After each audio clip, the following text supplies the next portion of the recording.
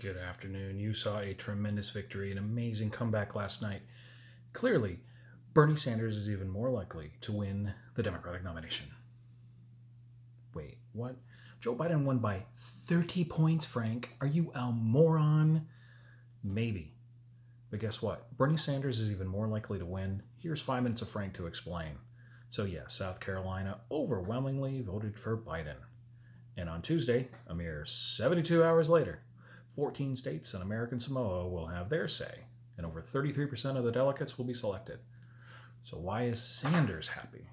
Well, first of all, let's go over those 14 states, and let's see if Sanders has any place he has to worry about. All right, let's start with the obvious Alabama and Arkansas. Yep, both open primaries, both with high African American populations. Yeah, you should be worried about both, but more so about Alabama than Arkansas. See, Arkansas right now is a little bit more liberal in its voting tank. In fact, it didn't have a Republican state legislature until 2012. And, well, Arkansas right now is a four-person race between Joe, Mike, Sanders, and Mayor Pete. Sanders could actually get a tie in delegates in that state, which, quite frankly, would be a victory at this point. In Colorado, he has a double-digit lead over Warren and Mayor Pete. Colorado is semi-closed, which means you kind of have to be a Democrat or independent. And yeah, I don't know if Biden gets any delegates there. Oh, and Bernie won Maine last time. And it's a closed primary. He has a double-digit lead over Mayor Pete, Joe, and Bloomberg. He's also in a statistical tie in Oklahoma. And the American Indian population there is very hard to poll. But when they have been polled in the past, they tended to lean a little bit towards Sanders. Tennessee is an open primary, true. It's also a lot wider and a lot less educated. And does have a pretty decent amount of early voting.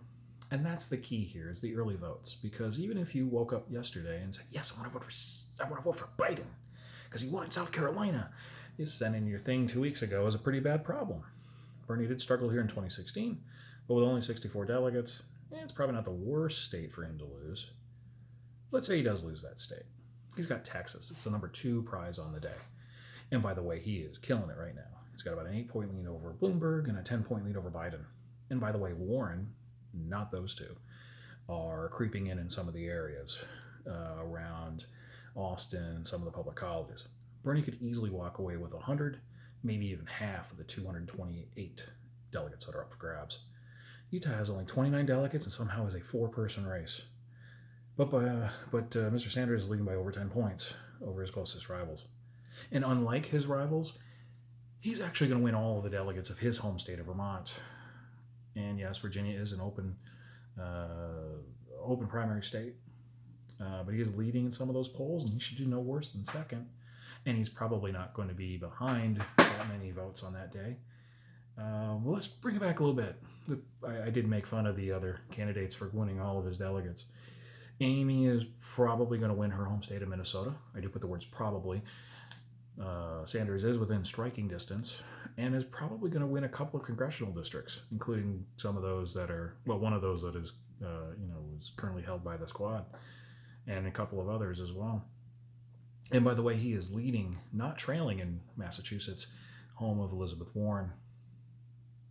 Oh, and did I mention that California has 415 delegates up for grabs and 70% of its population votes by mail, which means about half of them have already voted by mail, and he was leading every one of those polls bigly, as our president would say.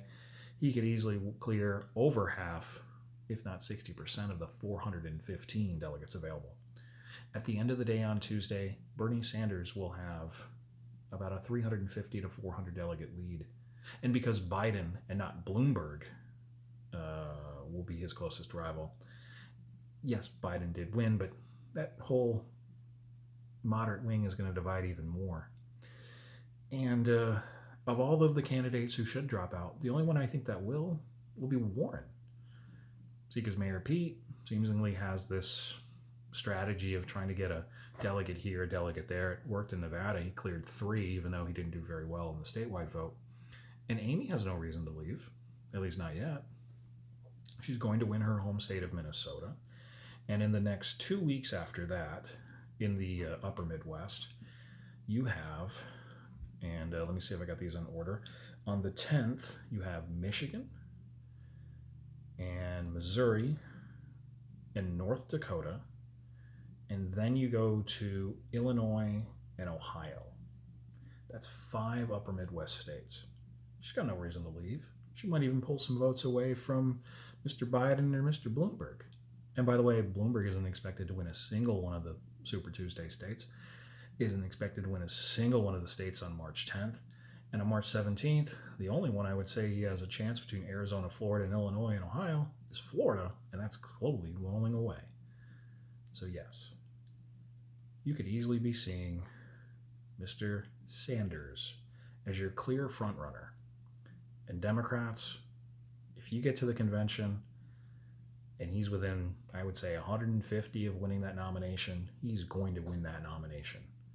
And you have only one person to blame, Donald Trump, because you basically blame Donald Trump for everything. Don't worry, my fellow Republicans used to blame, President Obama for our stuff. So like and subscribe and hate and comment. But Sanders, congratulations on your upcoming Democratic nomination.